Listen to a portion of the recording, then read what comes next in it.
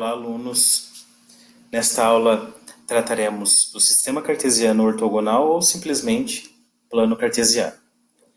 Para isso eu trago uma reta numérica, que nós chamamos de eixo x. E nessa reta numérica é importante que você entenda e assuma o zero como referência. Valores numéricos à direita do zero serão sempre positivos, estarão em ordem crescente, então 0, 1, 2, 3 e assim por diante. E valores numéricos à esquerda do zero serão sempre negativos, estarão dispostos de modo decrescente. Então, menos 1, menos 2, menos 3 e assim por diante. Temos uma reta vertical, chamada de eixo y, e nessa reta nós também assumiremos o zero como ponto de referência. Valores numéricos acima do zero serão sempre positivos e estarão dispostos de modo crescente. Então, 0, depois o 1, depois o 2, o 3 e assim por diante. Abaixo do zero teremos valores sempre negativos e dispostos de modo decrescente. Então, 0, menos 1, menos 2, menos 3 e assim por diante. O sistema cartesiano ortogonal, ele é um sistema formado pelo cruzamento entre essas duas retas numéricas, entre esses dois eixos, de modo que esses dois eixos são perpendiculares entre si, ou seja, formam um ângulo de 90 graus entre si. O ponto de cruzamento entre esses dois eixos nós chamamos de origem do sistema cartesiano. O eixo horizontal chamamos de eixo das abscissas e o eixo vertical de eixo das ordenadas. O sistema cartesiano ele é útil para representação e localização de pontos. Então eu trouxe um ponto P. Esse ponto P poderia ser um ponto qualquer. Terá sempre duas referências numéricas. Uma do eixo x e a outra do eixo y. E nós indicamos essas referências utilizando um par ordenado. Par, porque são dois números, e ordenado, porque a ordem importa. O primeiro número sempre se refere ao x e o segundo sempre se refere ao y. Essas referências numéricas nós chamamos também de coordenadas do ponto P. Pensando assim na origem do sistema cartesiano, nós temos que as coordenadas da origem são 0 para o x e 0 para o y. Uma outra característica importante do plano cartesiano é que o cruzamento entre os dois eixos dividem um plano em 4 partes, que nós chamamos de quadrantes. Então nós temos o primeiro quadrante, o segundo quadrante, o terceiro e o quarto quadrante. Esses quadrantes nos auxiliam tanto na representação quanto na localização dos pontos, mas também são úteis na hora de determinarmos os sinais dos números que pertencem às duas retas. Então, pensando apenas no eixo horizontal, teremos valores numéricos no primeiro e quarto quadrantes, e valores numéricos positivos no primeiro e quarto quadrantes, e valores numéricos negativos no segundo e terceiro quadrantes.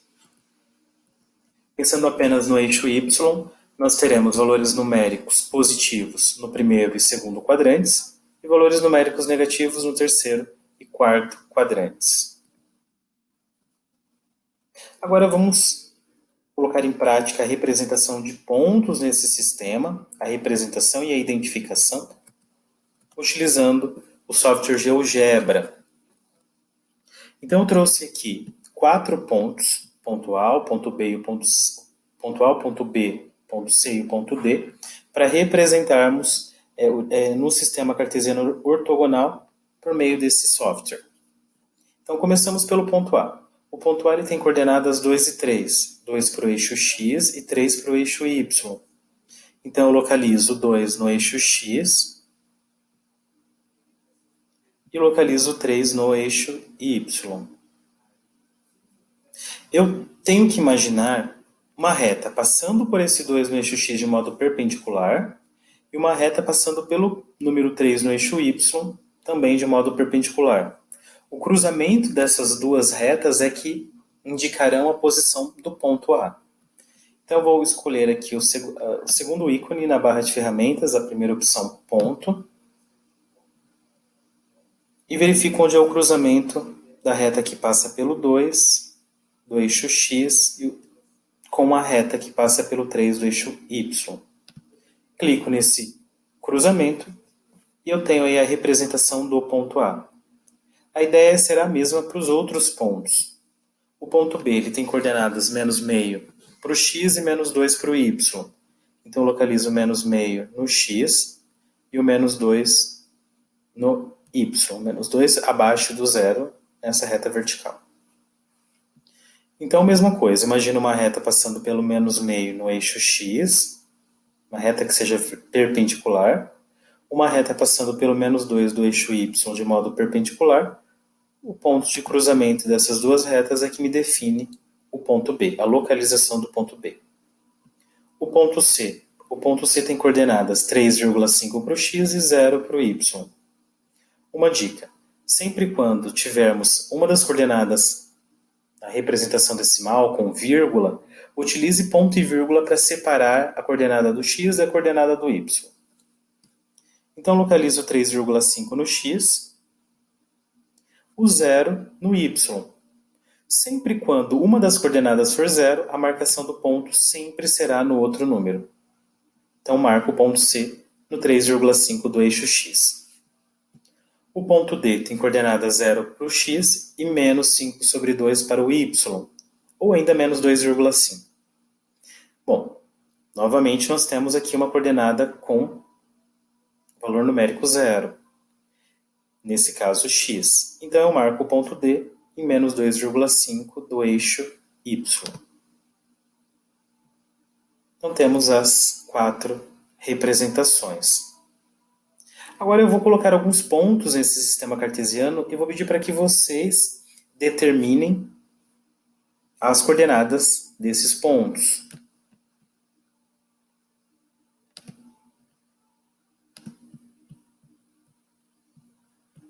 Então, vou apagar os que já foram construídos.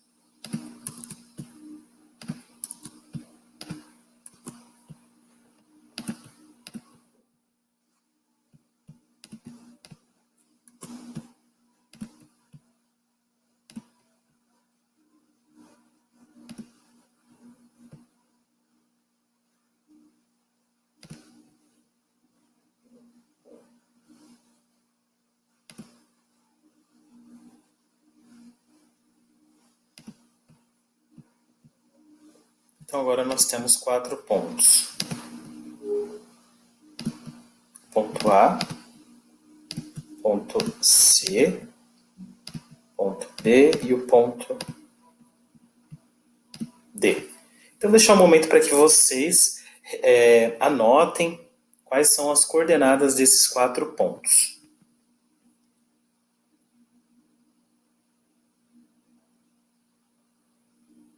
Bom, vamos começar pelo ponto A.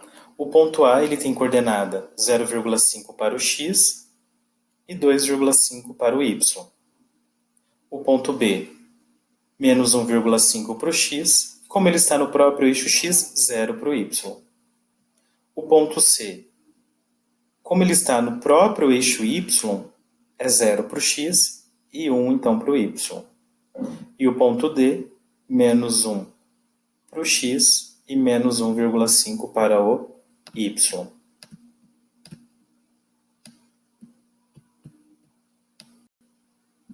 Vamos registrar aqui as coordenadas. Então, ponto A, 0,5 para o X e 2,5 para o Y.